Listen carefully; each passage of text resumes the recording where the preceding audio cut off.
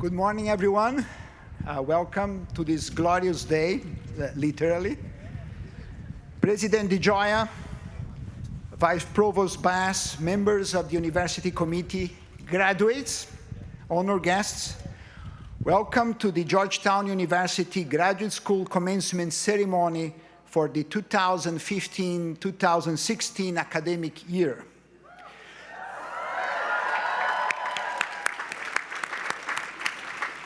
Please stand for the singing of the national anthem.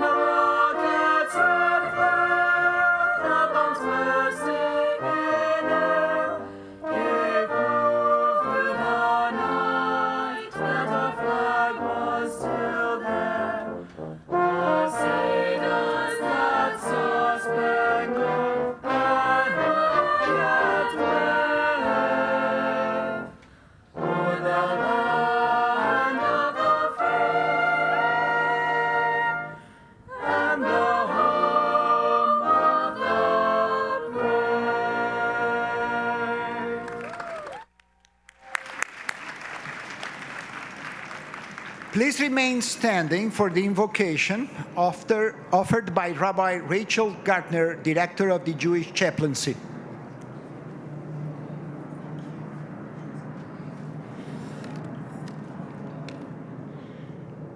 A teaching and a prayer. The Torah teaches Moshe saw a bush and it was on fire. Vayomer Moshe asurana ve'ereh et hamareh hagadol hazeh. And Moshe said, I will turn aside now and look at this great sight. As we begin the commencement proceedings this morning, let us first pause and turn aside and really look at this great sight to see the fire and the beauty so alive in it. The simple radiance of the sunshine at long last. The warmth that flows between teachers and students, mentors and mentees, parents and children, friends and their dear friends.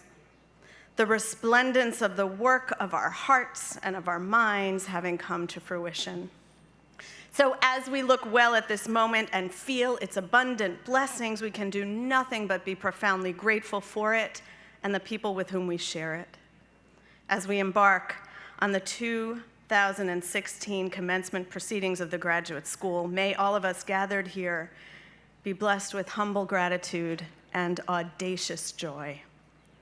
With true humility and with unbridled delight, we call our awareness to every lesson, hard or easily won, every person, teacher, friend, parent, child, staff person, every sacrifice, ours and those of others, and every ounce of good fortune that has brought each of us to this moment in our lives. And so we pray, Baruch atah b'voacha u'baruch atah b'tzeitecha, or in the language of my Muslim brothers and sisters, Ahaluma barik fi madchalina wa machrajina.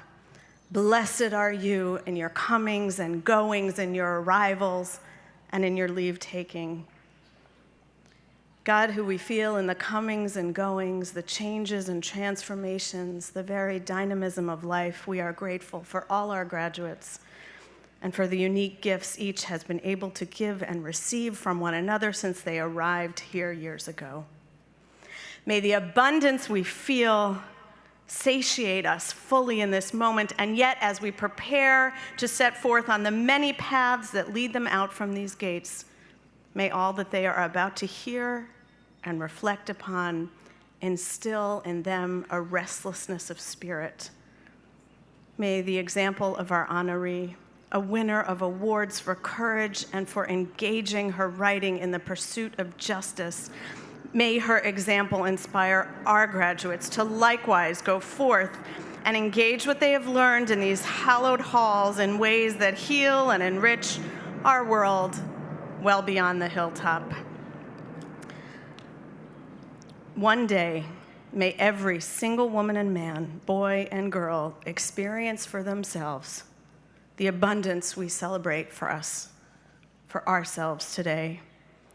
And until that glorious day, dear God, be with our graduates, continue to shape them into ever wise and just partners in fulfilling your vision, in which every human being, like us, is educated and empowered, resourced and respected, loved and loving, so they too will be able to turn aside and look at their lives and rejoice. Venomar, and join me in saying, Amen.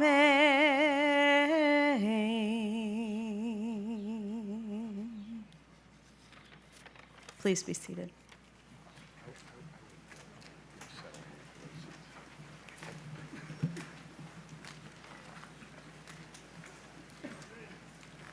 It's now my pleasure to introduce to you Dr. Randall Bass, Georgetown University Vice Provost for Education and Professor of English.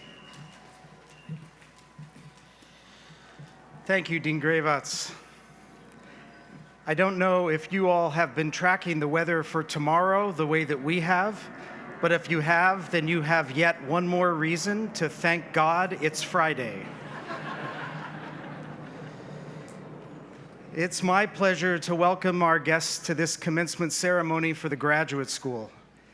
I do so on behalf of the Provost, Dr. Robert Groves, whose own son is graduating this weekend elsewhere, and on behalf of the entire academic community of Georgetown, faculty, administrators, staff, and these students who are seated before me, who will momentarily become our newest graduates. As Vice Provost for Education, I'm privileged to help lead our efforts to continually strengthen what it is that we try to do here. We're trying to imagine a future for Georgetown that will deliver on the challenge of not only the best possible education, but a distinctively Georgetown education, built on and equal to its past.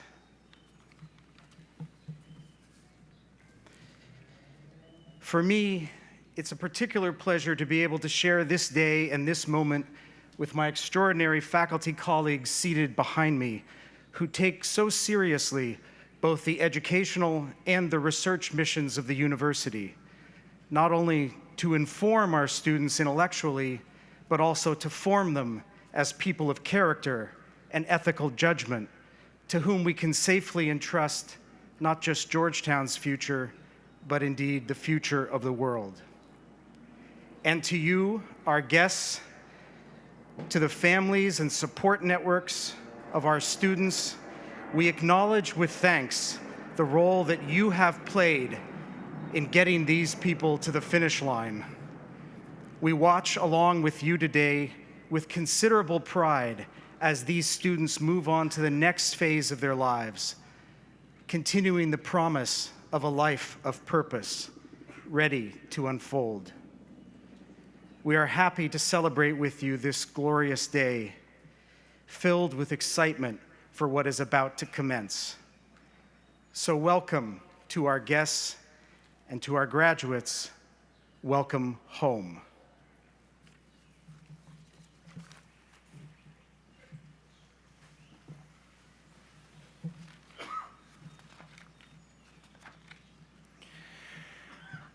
Thank you, Vice Provost Bass. Our founder, Most Reverend John Carroll, the first Archbishop of Baltimore and first Catholic bishop in the United States, took legal possession of land on our hilltop in 1789, and we mark that as our founding date. Our first student, the future North Carolina Congressman William Gaston, arrived in 1791, and our first bachelor's degrees were not awarded until 1817. In 1815, with enrollments passing the 100 mark, the president of the college, Father John Grassi of the Society of Jesus, asked the then Congressman Gaston to present a petition for a federal charter, a document that still today sanctions the academic business that we do here. Our custom is to initiate academic ceremonies with a reading of that charter. To discharge that office, I'm pleased to introduce to you Mr. Edward M. Quinn, Secretary of the University.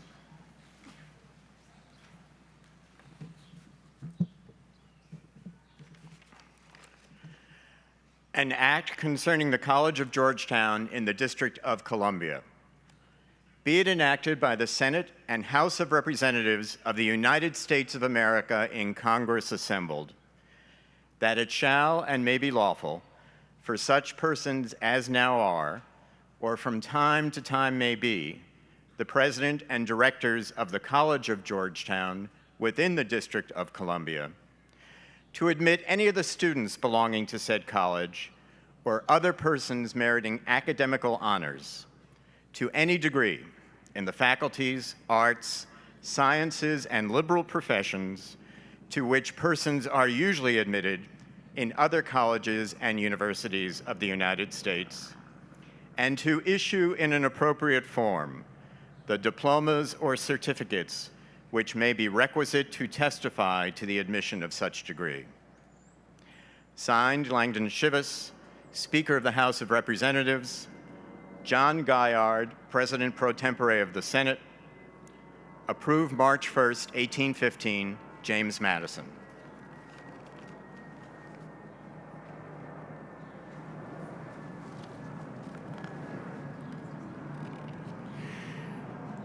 We are honored to have as our special guest this morning, Elena Poniatowska-Amor.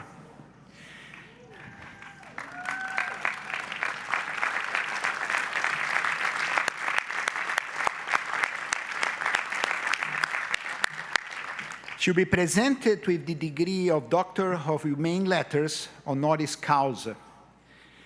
The citation for Ms. Poniatowska-Moore will be read by Dr. Gwen Kirkpatrick, Professor and Chair of the Department of Spanish and Portuguese.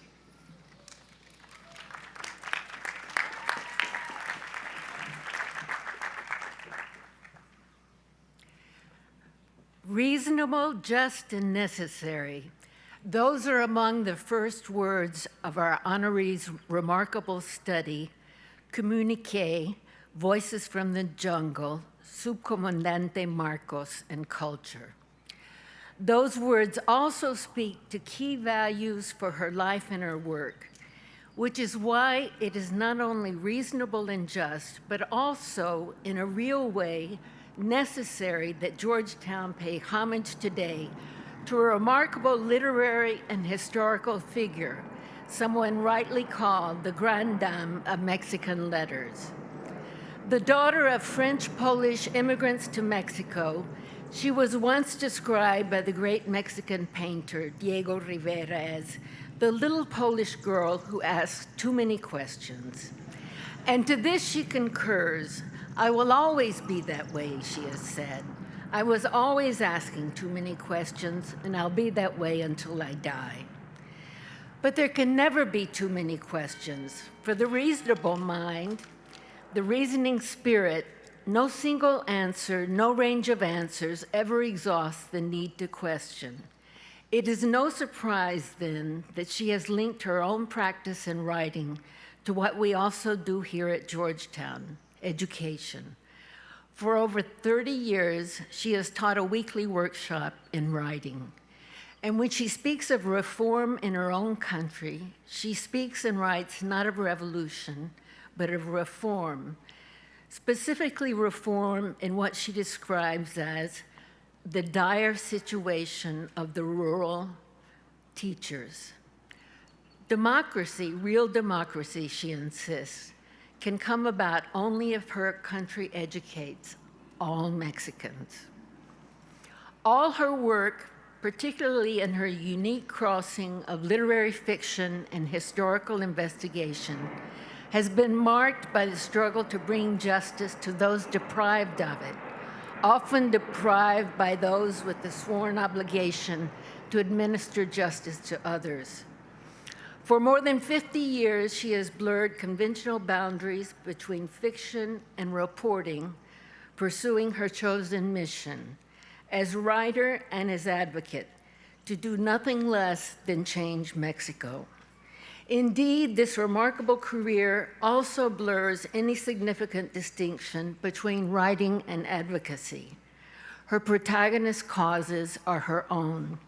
Women, farm workers, miners, other exploited laborers, students, the indigenous people. In many cases, she has been the only voice to speak for those who have been abused, tortured, and killed. In what many consider her greatest work, La Noche de Tlatelolco, Massacre in Mexico, she reveals the shocking facts of the terrible massacre of student protesters in October of 1968. Hers was the only book published on this subject for 20 years. It was only the power of her prose, the authenticity of her witness, and her unparalleled personal prestige that saved her from the silence others, less famous and less skilled, endured. She refused her nomination for the coveted Villarrutia Award in the 1970s, saying to the President of Mexico, "Who is going to award a prize to those who fell at Tlatelolco in 1968?" And it is that utterly fearless insistence on speaking and writing truth to power that makes not just her work, but her presence necessary. In a world in which thousands of people go missing every year, in which crime is more likely to be propagated than persecuted, her books, her investigations, her voice, her life, all crusade for a rational response to a criminal society, for justice scourging corruption, for necessary truth exposing the otherwise inevitable lie. St. Ignatius, the founder of the Jesuits, insisted faith must always translate into working for justice. His spirituality finds a kindred spirit and voice in the work of the woman we honor today.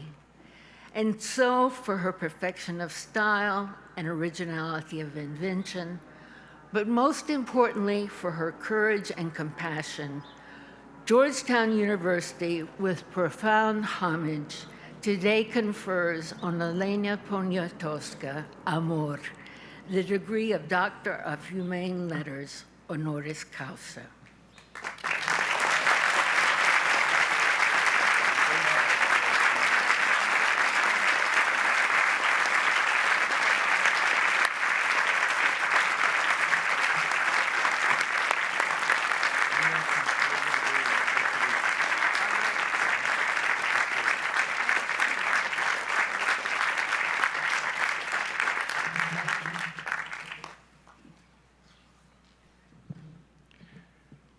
By virtue of the authority vested in me by the Congress of the United States and by the Board of Directors of Georgetown University, I officially confer upon Elena Poniatowska Amor the degree of Doctor of Humane Letters, honoris causa.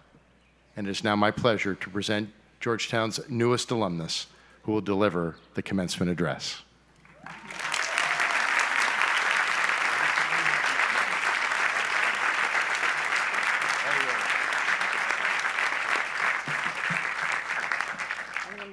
Because I'm so short. I'm as short as a sitting dog. Well, I hope this beautiful day continues all your life. And I want to tell you a little bit what it means to write in Latin America. To write in Latin America has a different meaning than it has in the United States or in Europe. I suppose the same thing happens in Africa. Public and political issues interfere in personal life. Latin America is always out there behind the window, watching, spying, ready to jump. The street enters through the door. People find their way in. They look at you while you're sleeping, eating, or making love. The path is public. In great American cities, everyone has something to do. People go somewhere, they walk quickly, they never turn their heads to look at their neighbors. In Latin America, in Mexico, no one has anywhere to go. Thousands and thousands of people with nothing for themselves. Nothing, not a single opportunity. Their empty hands hang near their bodies, in front of their mouths, on top of their knees, their waiting hands without any use. All this human energy is there wasted. They look, they wait, they fall asleep, they wait again. Nobody loves them, nobody misses them. They are not needed anywhere. They are nobody. They do not exist. So much to do in the world, and there is no place for them. So much lost energy. There is no one to tell them, let's go, let's get up, let's get going, let's save, let's build. Outside my window, the multitude is always present, ready to burst in. Life is very resistant. People, the same cannon fodder that nourishes great universal misfortunes, les condamnés de la terre, the wretched of the earth, as Frantz Fanon called them. Suddenly, during an earthquake, one of them saves your life. You have no idea who he is or she is. There is no way to thank them. They don't expect to be thanked. You never see them again. They saved our lives. They are always frightfully present. As Carlos Fuentes puts it, The 2,000-mile borders between Mexico and the United States is the only visible border between the developed and the developing worlds. It is also the border between Anglo-America and Latin America, but it is an unfinished border made up of walls, wire fences, barriers, which are hastily erected by North Americans to keep out the Hispanic immigrants. Donald Trump is not the only one who cried out for a wall. Previous candidates were supported by Americans who decide the same. Donald Trump is not alone. He represents the frustrations of racists who comb his hair every morning. The frontier is simple.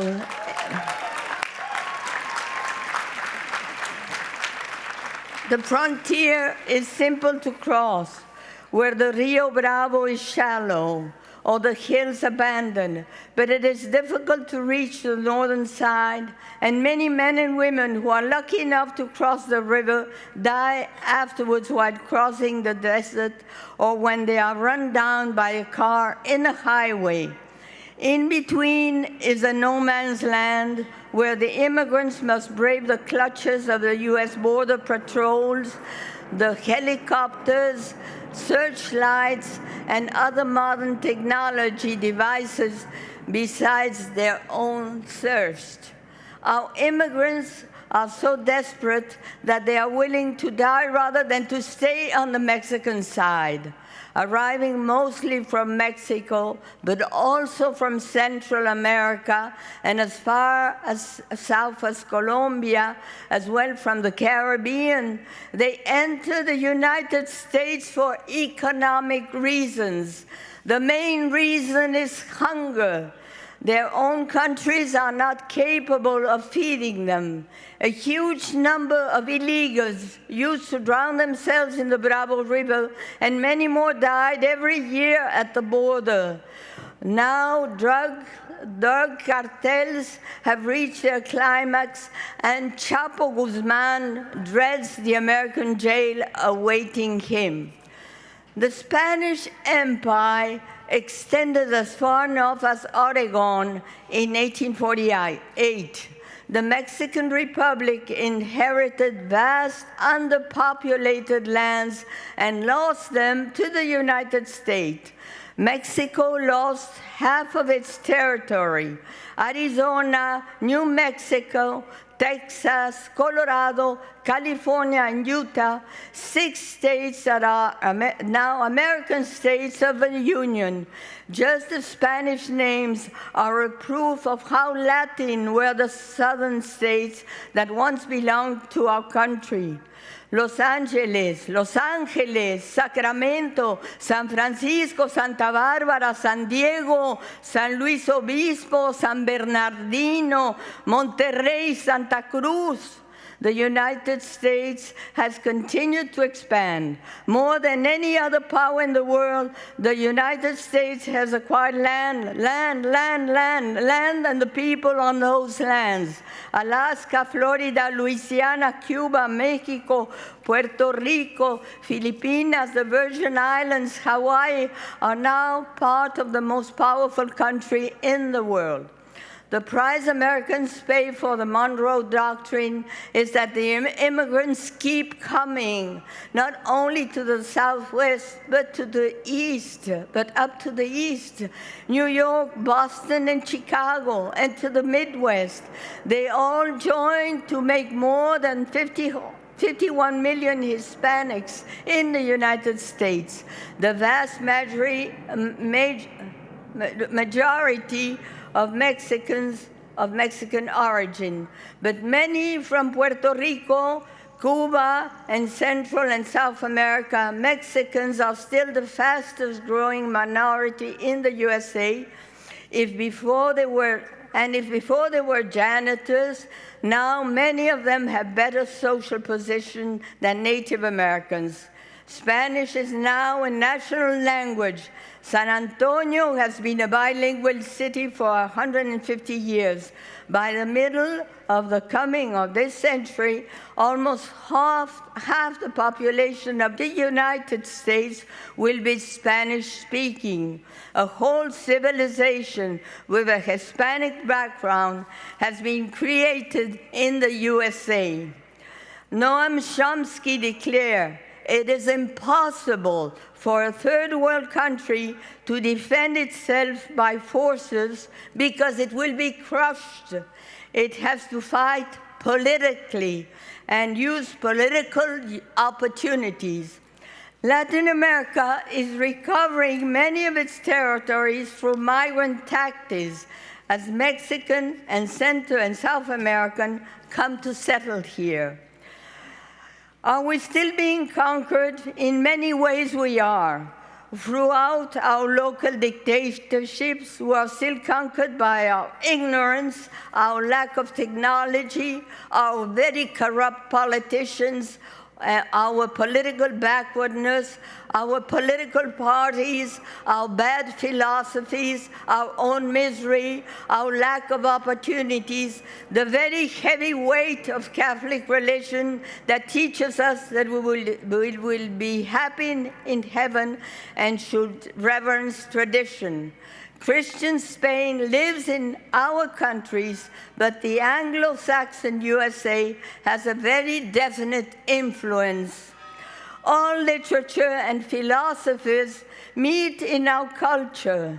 Philosophies meet in our culture that had built extraordinary cities like Teotihuacan, Uxmal, Monte Albán, Chichen Itza, before the founding fathers disembarked in New Amsterdam. And Sor Juana Inés de la Cruz, the greatest poet of our continent, had written Primero Sueño and was considered by Octavio Paz the greatest poet of our continent. However, in 2016, only very few Latin Americans, especially women, have access to education and less to culture. I always remember a young Mexican peasant girl who once asked, "Why do I have to go to school if I'm going to continue eating beans?"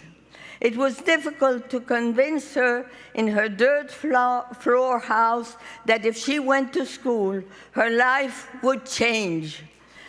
I would have loved to end with a happier note, but the time has not yet come for rejoicing.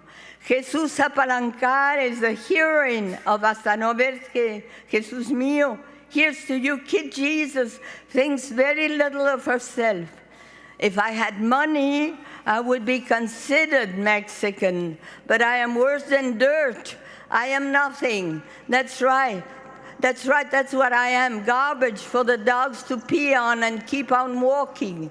The wind comes and blows it away, and that's the end of it.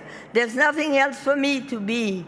I've never been worth anything. My whole life, I've been this same good-for-nothing germ you're looking at right now. Yet there is hope, because Mexicans have not lost the antique voice of their ancestors. Under the influence of the ceremony of sacred mushrooms, which she had eaten in the mountains of Oaxaca, and where she acted as a priestess, the Indian medicine woman Maria Sabina spoke the voice of the earth and chanted while giving away the psilocybin or psilocybin, which in Switzerland was transformed into LSD. Porque soy la mujer estrella Dios, la mujer estrella cruz, porque puedo nadar en lo grandioso, porque soy la mujer sabia en medicina, soy mujer piedra de sol sagrada, soy mujer que mira hacia adentro, soy la mujer Jesucristo, soy la mujer Jesucristo, soy la mujer Jesucristo, soy mujer que truena, soy mujer estrella grande, soy mujer estrella cruz, soy mujer de luz, because I am the star God woman, because I can swim in infinity, because I am the wise medicine woman, I am the sacred stone sun woman, I am the woman who looks within, I am the Jesus Christ woman, I am the Jesus Christ woman, I am the Jesus Christ woman, I am the Jesus Christ woman, I am the cross star woman, I am the big star woman, I am a woman of light. Thank you very much for listening.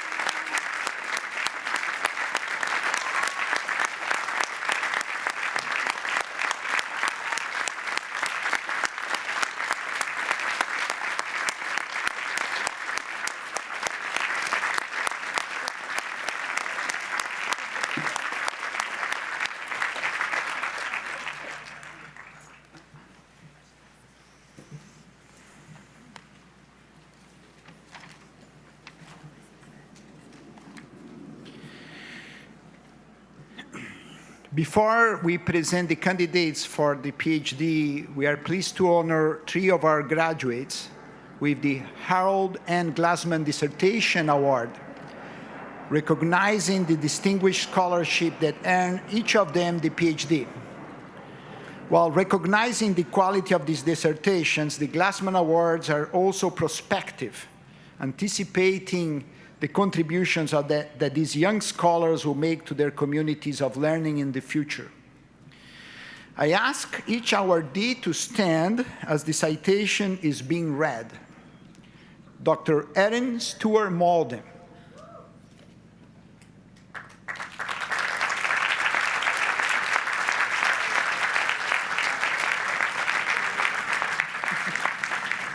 Dr. Erin Stewart Malden is the recipient of the 2016 Harold N. Glassman Distinguished Dissertation Award in the Humanities for her dissertation, Unredeemed Land, the U.S. Civil War, Changing Land Use Practices, and the Environmental Limitations of Agriculture in the South, 1840 to 1880, which she defended with distinction in June of 2014.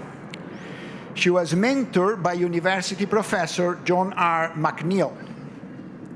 Using primary source materials, such as farm and plantation records, soldiers' letters, family papers, as well as government documents, and attending to scientific matters such as soil, nutrients, and animal diseases, Dr. Malden's dissertation is an ambitious and comprehensive examination of the effects of the Civil War and the abolition of slavery in the 19th century Southern agriculture. Beginning with the antebellum South of the 1840s and continuing beyond the end of Reconstruction to the early 1880s, the dissertation Dr. Malden posits revisits the question historians have long asked regarding the importance of the Civil War, the impoverishing nature of post-war cotton production, and the periodization of 19th century Southern history. The dissertation is an important contribution to environmental history, Civil War, history and Southern history, and the history of agriculture. In the words of her mentor, it is a tour de force, and among the very best dissertations I have ever read. It certainly ranks with the best I have ever directed. Dr. Malden is an assistant professor in the Department of History at Samford University in Birmingham, Alabama. The graduate school is very proud to award Dr. Malden the Glassman Dissertation Award in the Humanities.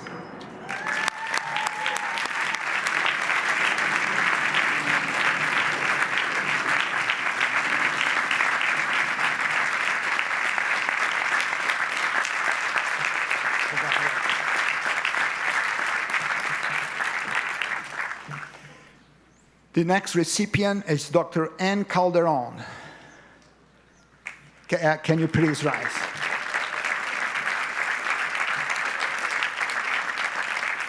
Dr. Ann Calderon is the recipient of the Harold N. Glassman Distinguished Dissertation Award in the Social Sciences for her dissertation, Level of Intake, Depth of Processing, and the Type of Linguistic Item in L2 Development, which she defended in 2014.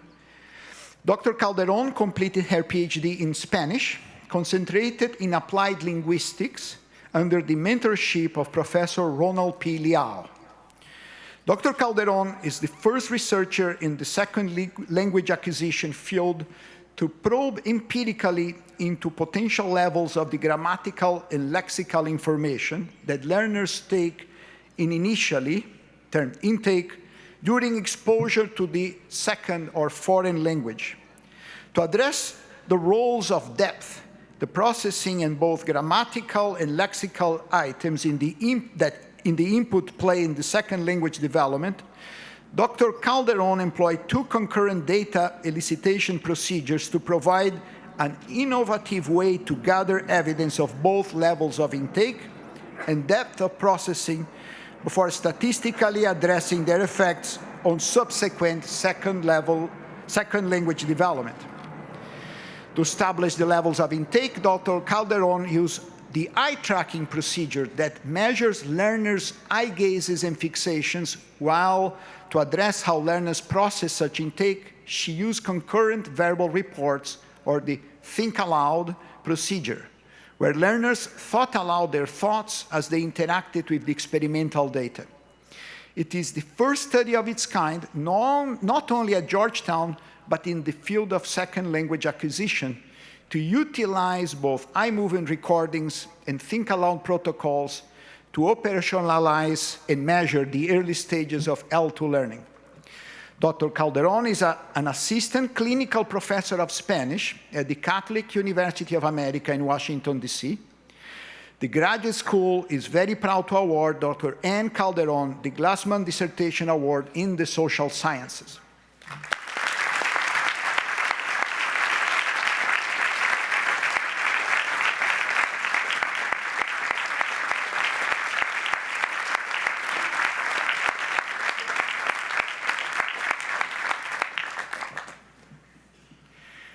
Next up is Dr. Bridget Quinan.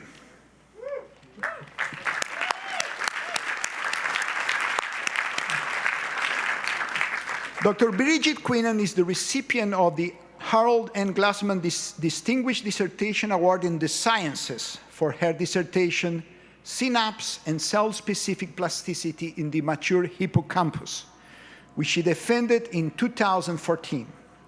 Dr. Quinan earned her PhD in neuroscience from the Interdisciplinary Program in Neuroscience. She was mentored by Professors Daniel T.S. Pak and Stefano Vicini. Dr. Quinan's dissertation examines how neurons involved in memory formation change their connections with other neurons, and specifically how these neurons form new and strong connections while maintaining networks that are continually adaptable through life. Using in vitro and in vivo assays for mapping hippocampal activity, she could identify a process termed homeostatic synaptic plasticity, occurring at a distinct subset of synapses in the hippocampus, the structure vital to forming new memories. This process, she discovered, was regulated by opioids and could delay seizures in an animal model of epilepsy by acting as volume control in the hippocampus, effectively reducing neuronal excitability. The impact of her research results, as stated by one of the mentors, are groundbreaking because they force a paradigm shift in the basic underlying principles that govern homeostatic regulation of brain cells. And further, that homeostatic regulation can be harnessed to slow the development of seizures in mice, potentially leading to improved therapy for epilepsy. Dr. Quinan currently serves as the Associate Director of the Brain Initiative at the University of California, Santa Barbara. The graduate school is very proud to award Dr. Bridget Quinan the Glassman Dissertation Award in the Sciences.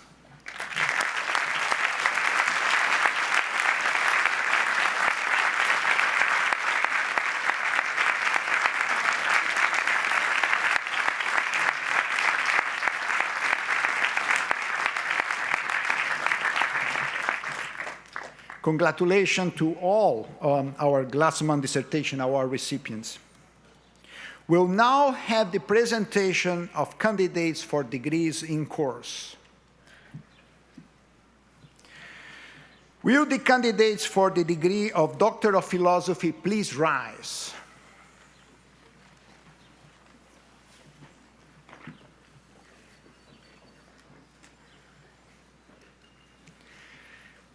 President DeGioia, as Dean of the Graduate School of Arts and Sciences, I have the honor to present to you the candidates for the degree of Doctor of Philosophy.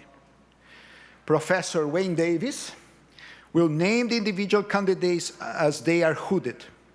Will the candidates for the Doctor of Philosophy please approach the stage?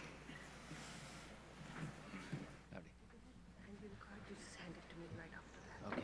If you give me a bunch in advance, that would be good. It's easier for me to actually put them in the order, that's why I was asking.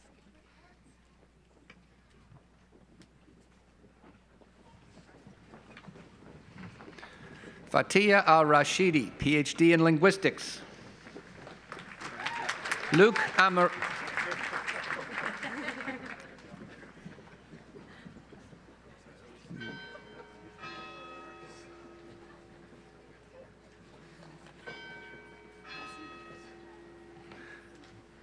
Amoroso, linguistics.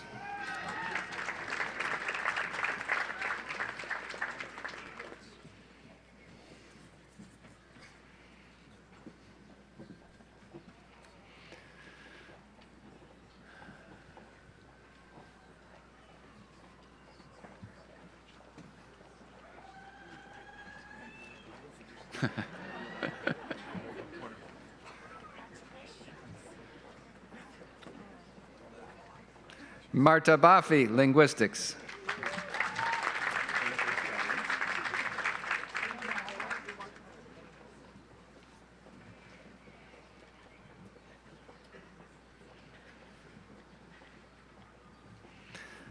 Michael Barker, economics.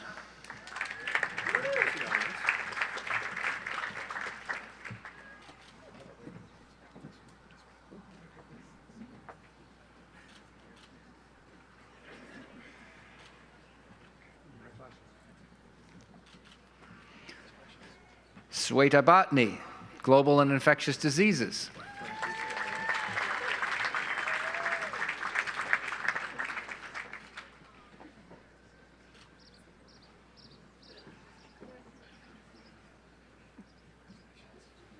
Keith Bentley, chemistry.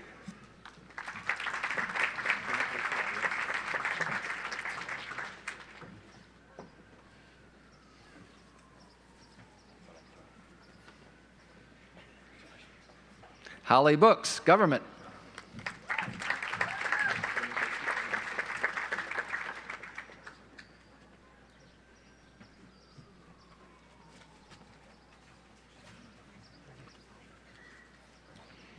Louisa Boyarsky, government.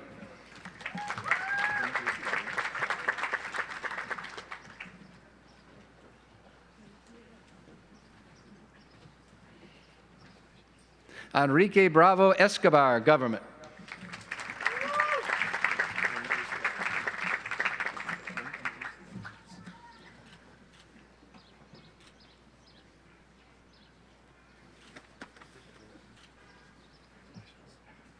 Ashley Kaya, Spanish.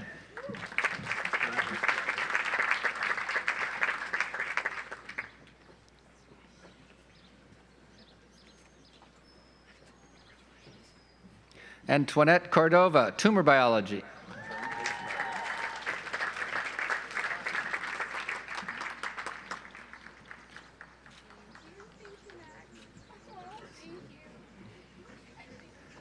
Anne Delat Mize, tumor biology.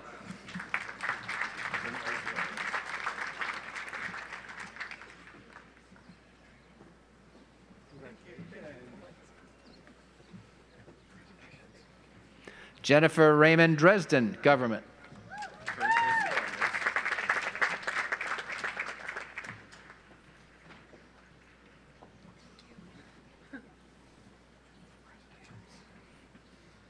Lizette Marie Fred, chemistry.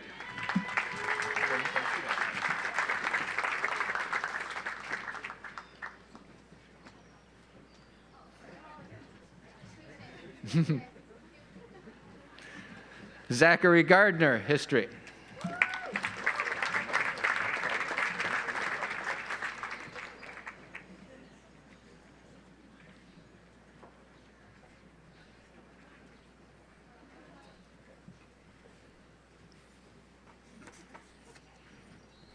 Rebecca Davis Gibbons, government.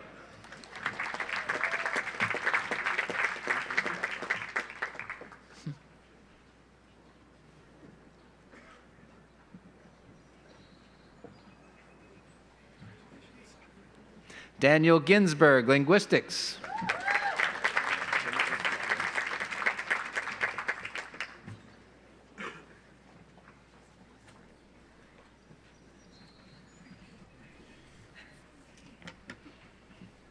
Kelly Hammond, history.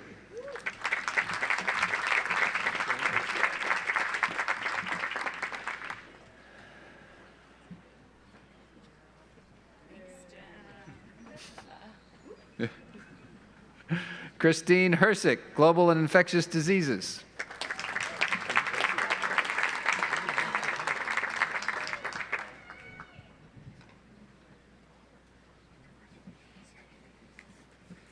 Grace Jang, chemistry.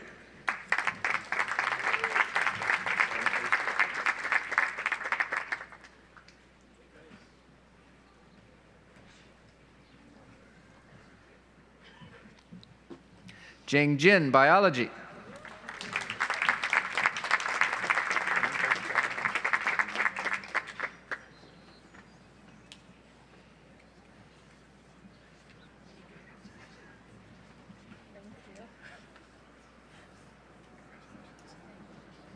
Christopher Kane, chemistry.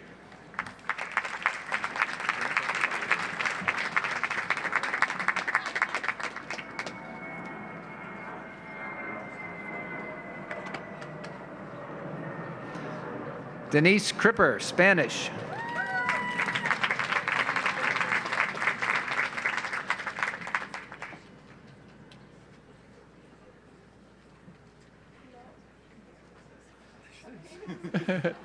Go for it. Pietro Lorenzo Maggioni, theological and religious studies.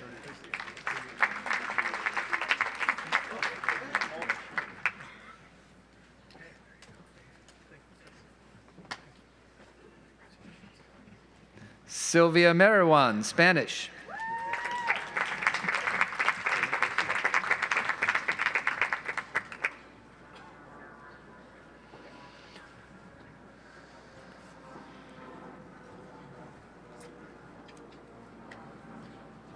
Anna Markowitz, psychology.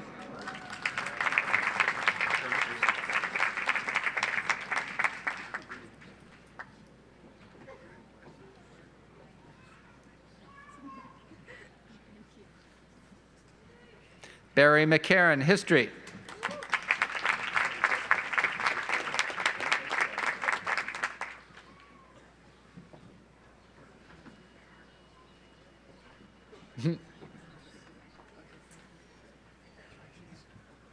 Torsten Menga, philosophy.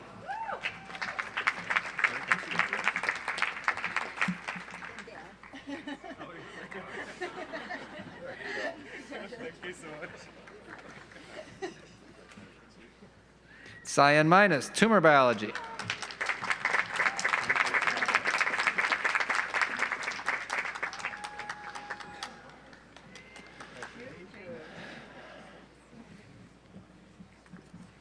William Moore, computer science.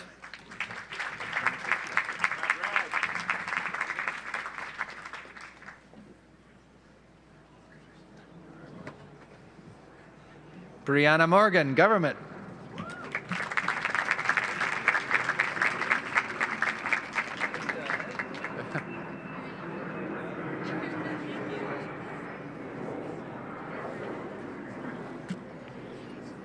Jacob Mortensen, economics.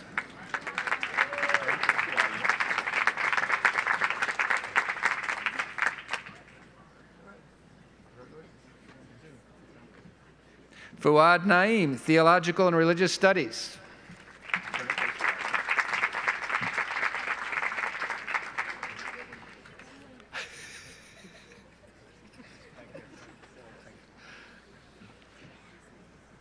Maria Jose Eleonora Navia Torelli, Spanish.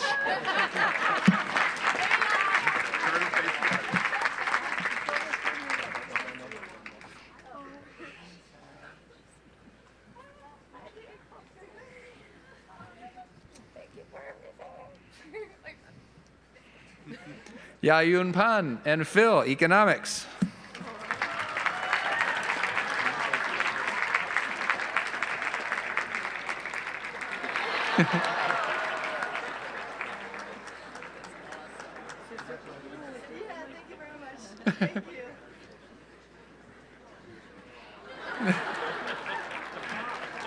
Hayen Park, Linguistics.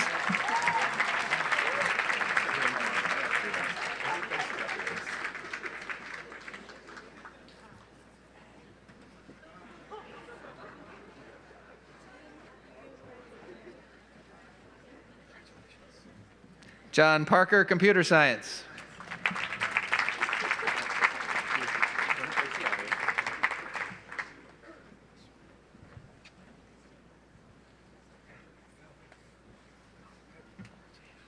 Rachel Bloom, Government.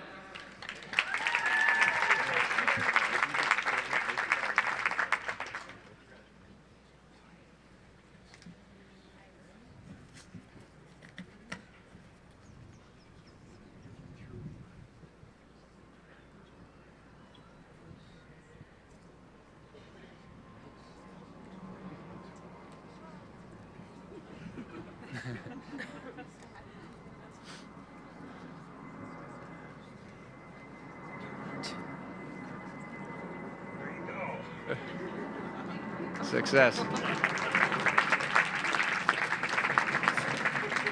Agnieszka Postupska, Economics.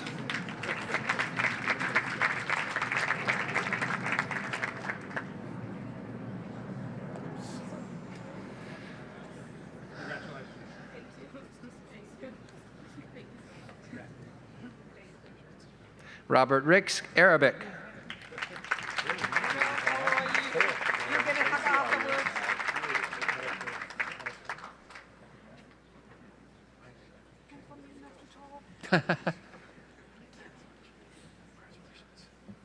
Alan Rowe, History.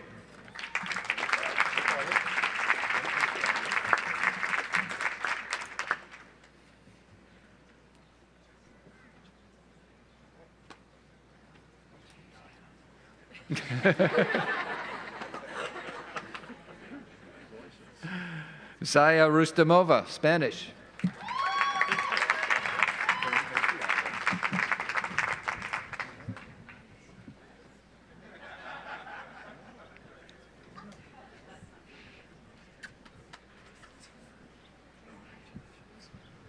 Hasham Salam, Government.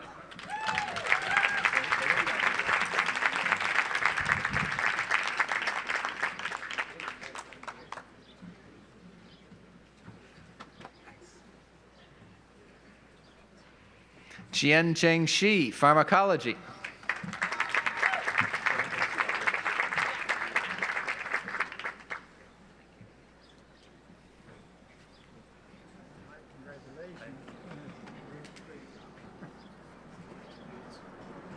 Yun-San Song, Linguistics.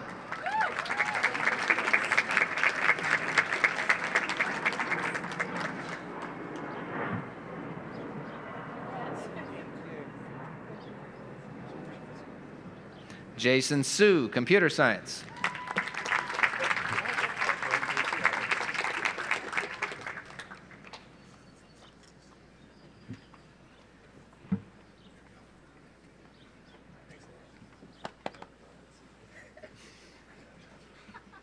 Elizabeth Steidel, Biology.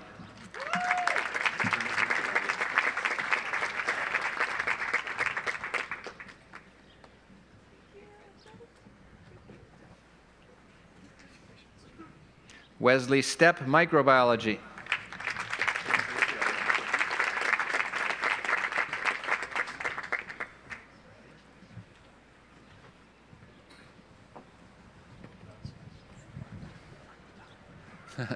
Megan Stewart, Government.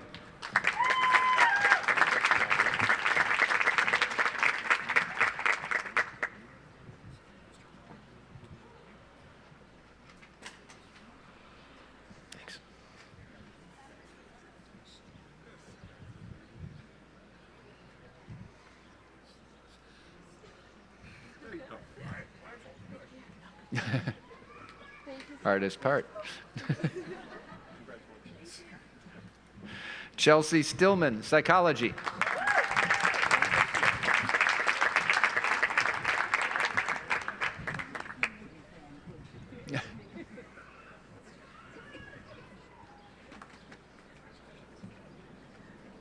Henry Tan, Computer Science.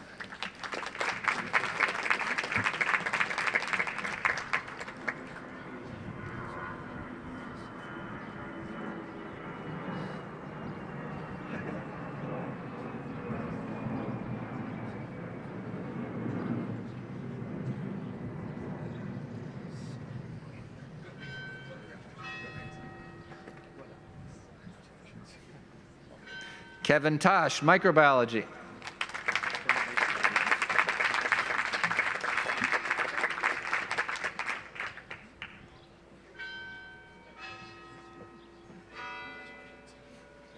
Amelia Cheng, Linguistics.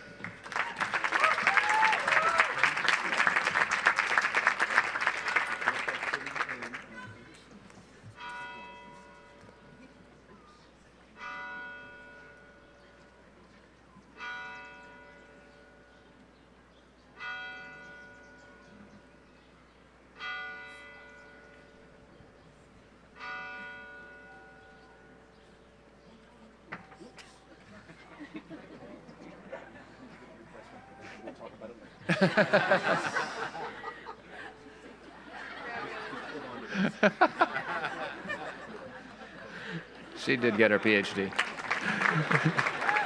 Larissa Veloz, History.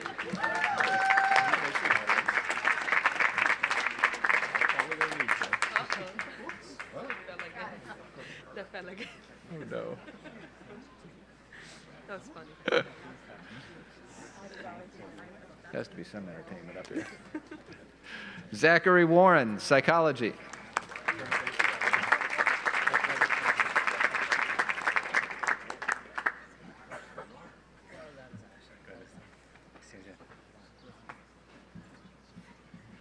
Shuang Wen, History.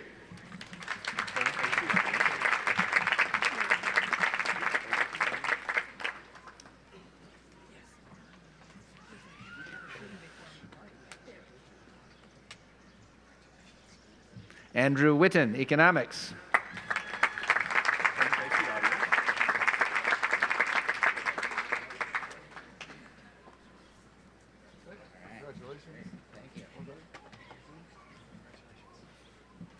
Elizabeth Williams, History.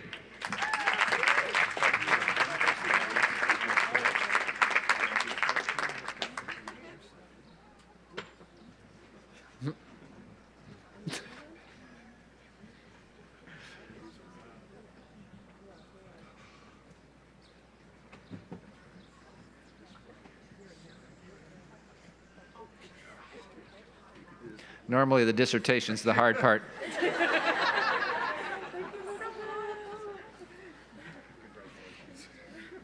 Sharice Winston, Neuroscience.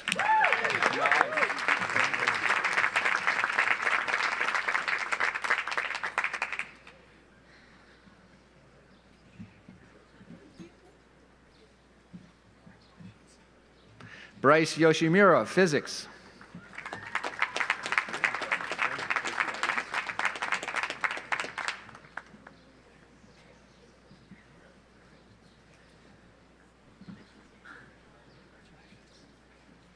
Sarah Young, Linguistics.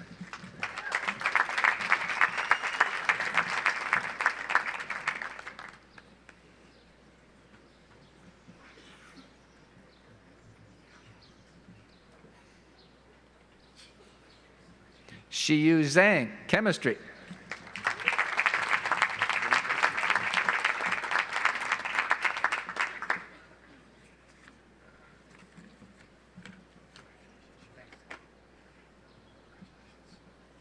Laura Zimmerman, psychology.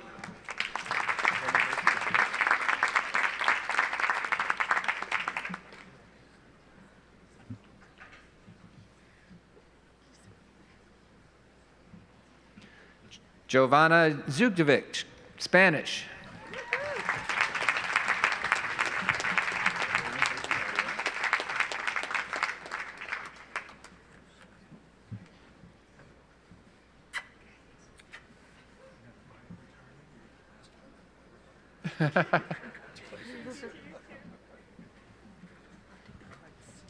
Think.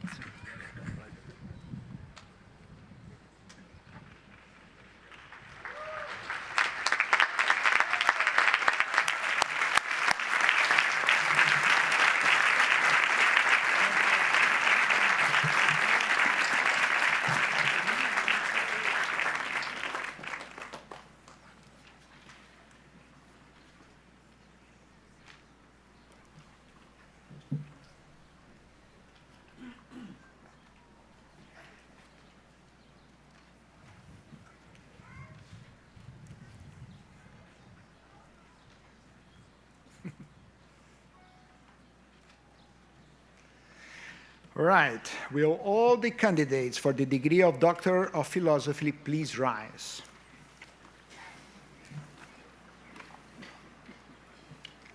President DeGioia, these candidates have been duly examined and recommended by the faculty and approved by the board of directors. I therefore ask you, bestow upon them the degree in course. By virtue of the authority vested in me by the Congress of the United States and by the Board of Directors of Georgetown University, I officially confer upon these candidates the degree of Doctor of Philosophy. Congratulations.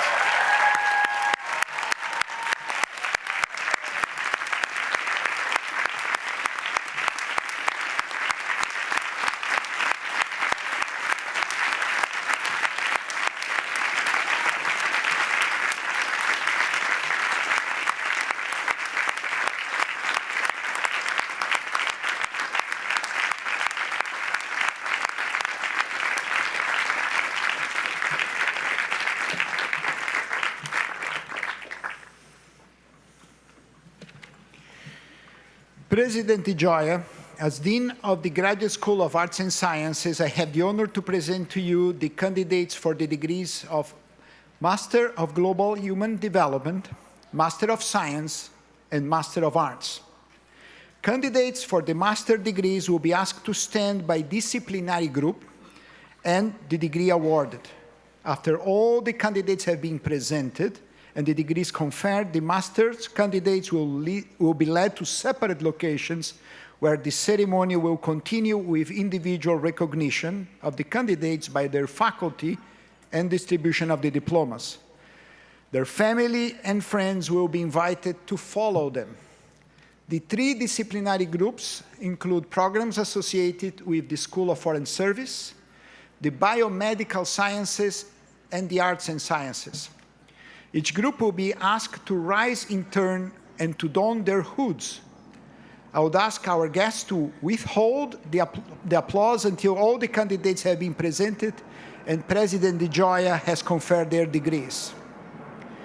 Will the candidates for the degree of Master of Arts in programs associated with the School of Foreign Service please rise?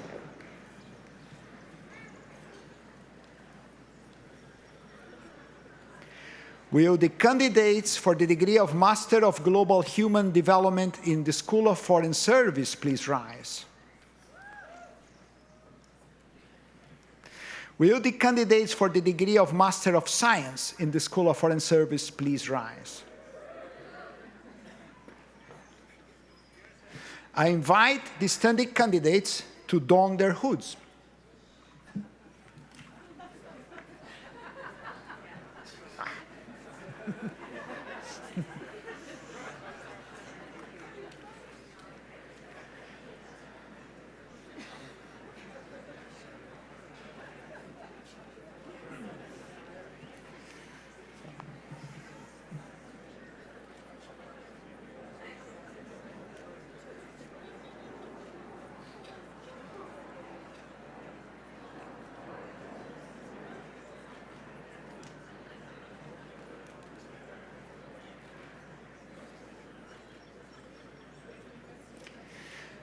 Please be seated.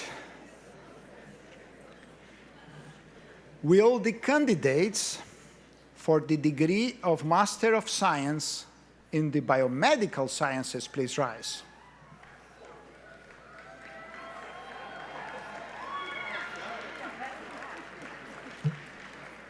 I now invite you to don your hoods.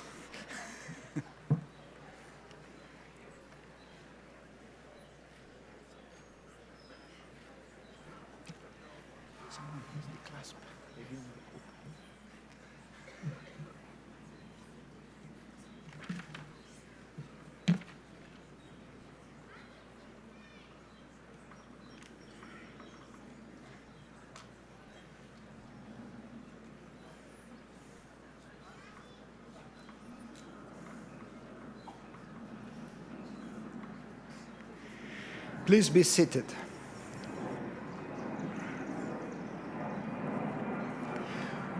Will the candidates for the degree of Master of Arts in the Arts and Sciences programs please rise? And will the candidates for the degree of Master of Science in the Arts and Sciences programs please rise? I invite you to don your hoods.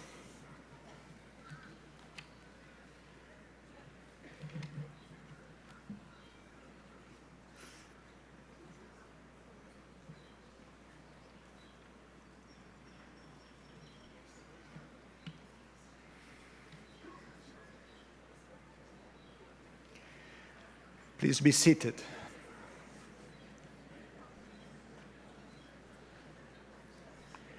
Will all the candidates for master's degrees now please rise?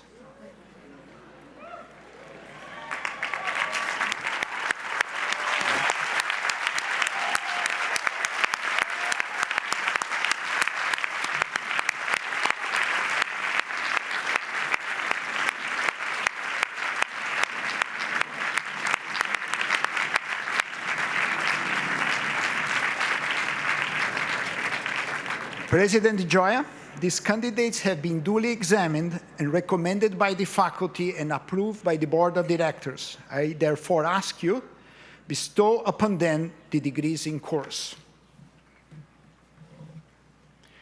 By virtue of the authority vested in me by the Congress of the United States and by the Board of Directors of Georgetown University, I officially confer upon these candidates the degrees of Master of Global Human Development, Master of Science, and Master of Arts. Congratulations.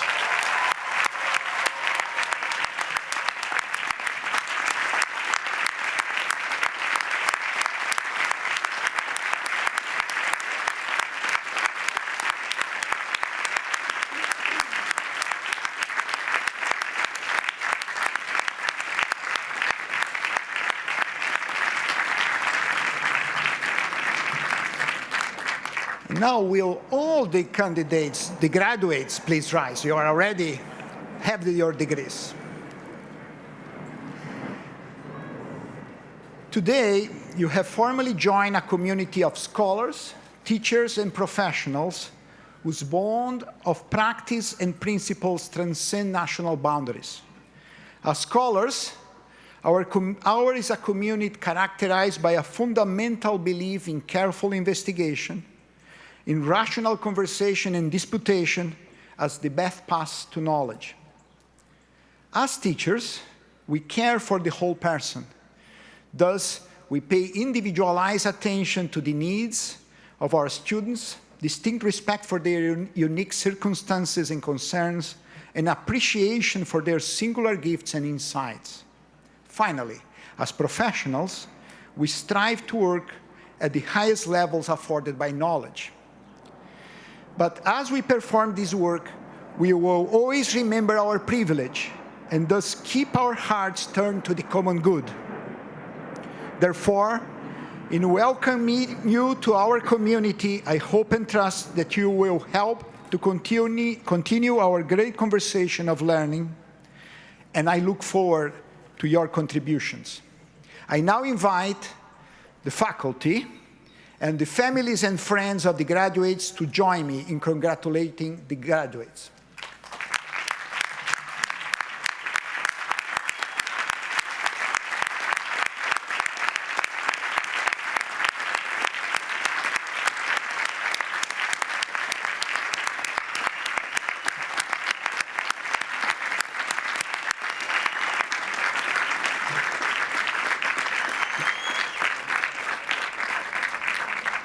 And I now invite you, the graduates, to join me in thanking your families, friends, and the teachers for the support and encouragement that they have provided you.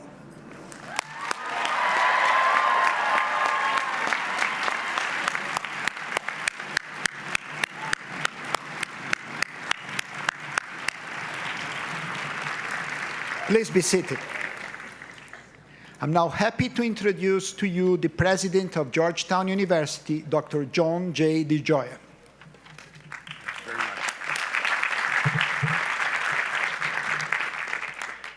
Well, thank you very much, Dean Grivats, for that introduction and for your leadership of our Graduate School of Arts and Sciences.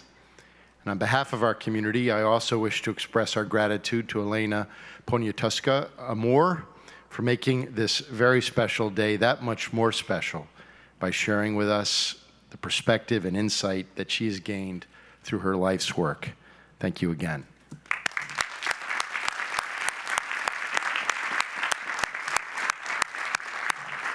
It is a great privilege to be here with all of you today, to share in this moment with you, our graduates of the class of 2016, with your families, with our community here in Washington, D.C.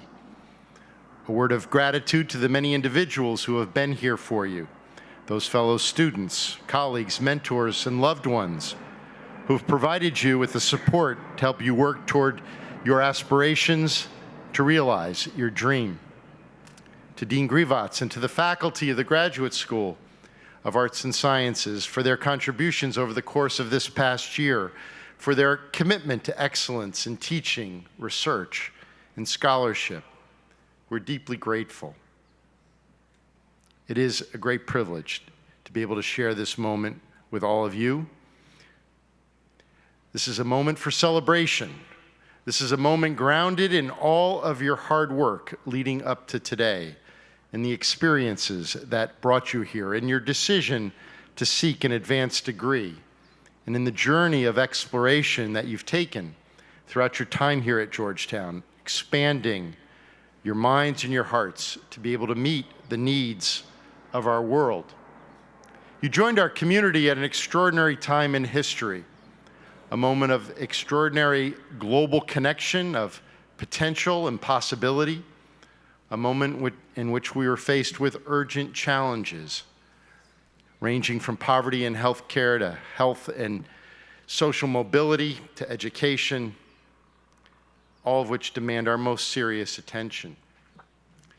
75 years ago, President Franklin Roosevelt offered a landmark State of the Union address, an address now known as the Four Freedoms Address, in which he described a world founded upon four essential human freedoms: freedom of religion, freedom of speech and expression, freedom from want, freedom from fear.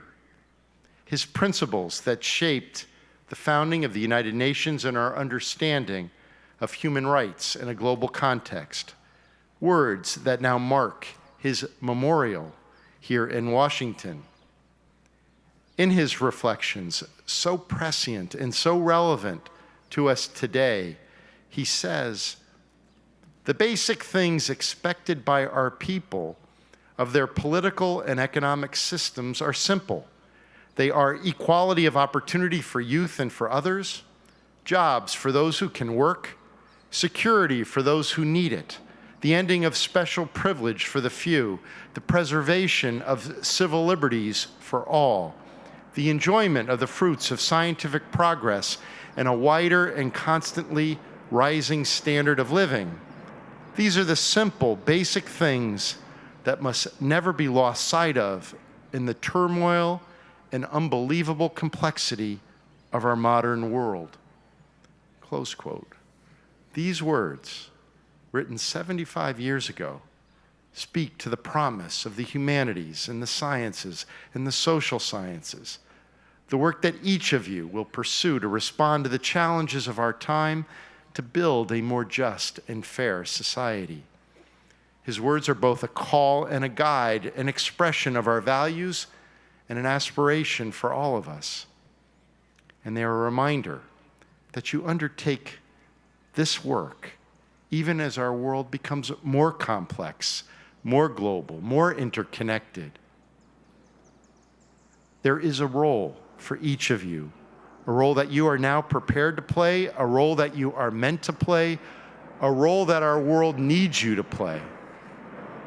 Today we celebrate a significant moment in your lives. We celebrate the journey you've made to get to this day and the journey on which you are about to embark. This is an extraordinary time. This is your time. And we are grateful for the scholarship that you have pursued, the service that you have contributed, the ways in which you have enlivened our community with your passion and with your talents. We could not be more honored to share this moment with you. Congratulations on this very special day.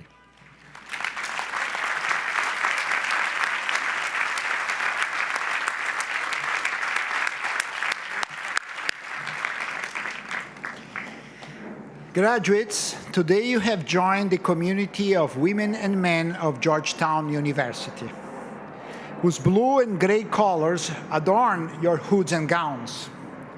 The colors of Georgetown University, adopted in the aftermath of the Civil War, symbolize the commitment of our community then and now to healing, reconciliation, inclusion, and hope. These colors figure prominently in our alma mater, which I now ask you to join us in singing. Please rise. The alma mater is located in the back of the commencement program book.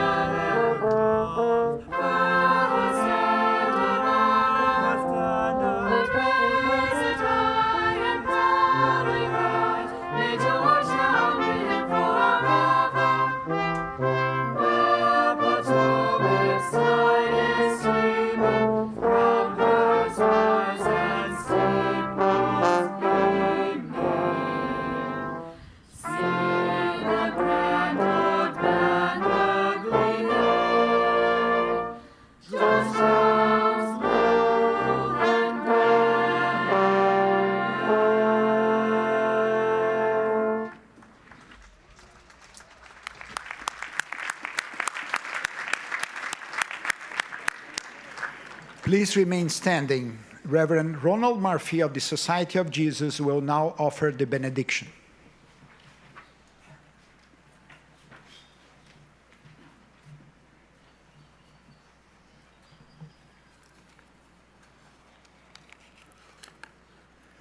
Benediction, as you know, is a blessing. But you are already blessed, and I know from the happiness on the faces of the doctors, newly minted, that it's a deep happiness. But a far greater person than me once came to a hilltop and said, who were the people who were really blessed?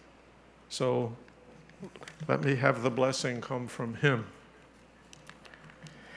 When he saw the crowds, he went up onto the hilltop and he sat down. His students came to him, and he began to teach them, saying, "What a blessing you are when you are not arrogant, but learning to be humble, to be poor in spirit, for yours is the kingdom of heaven. How blessed are you when you love people so much that you mourn when they die. You will be comforted. Blessed are you when your study brings you to meekness and to gentleness, for you will inherit the land. Blessed are you when you hunger and thirst to be righteous, for you will be satisfied. What a blessing you are when you are merciful, for you will be shown mercy. You are a blessing when you avoid duplicity and instead learn to be clean of heart, for you will see God.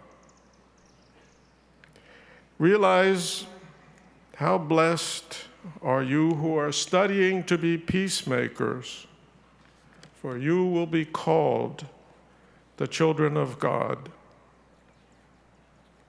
And blessed are you even when you are persecuted for striving to be good and to act with fairness, for yours is the kingdom of heaven. And now let us pray for these blessings. Lord, make me an instrument of your peace. Where there is hatred, let me sow love. Where there is injury, pardon. And where there is doubt, faith.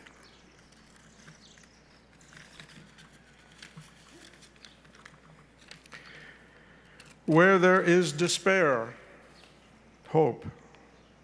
Where there is darkness, light. And where there is sadness, joy.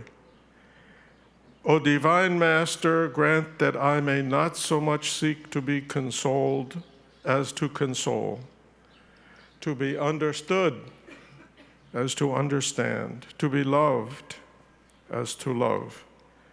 For it is in giving that we receive. It is in pardoning that we are pardoned. And it is in dying that we are born to eternal life.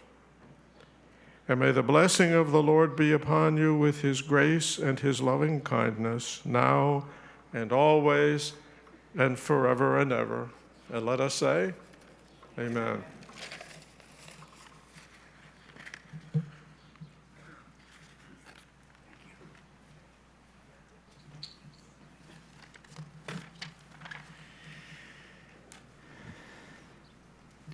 We ask that our guests please remain standing at their places until the faculty and the graduates have recessed. Doctoral graduates, you will follow the faculty in exiting Healy Lawn. Graduates of programs associated with the School of Foreign Service, you remain in your seats as your diploma distribution ceremony will take place in this location. Graduates of the programs in the biomedical sciences, you'll be led by marshals to your diploma distribution ceremony in the Levy Center to your right. Graduates of the programs in the arts and sciences, you'll be led by marshals to your diploma distribution ceremony in the Leo J. O'Donovan Hall via Library Walk to your left.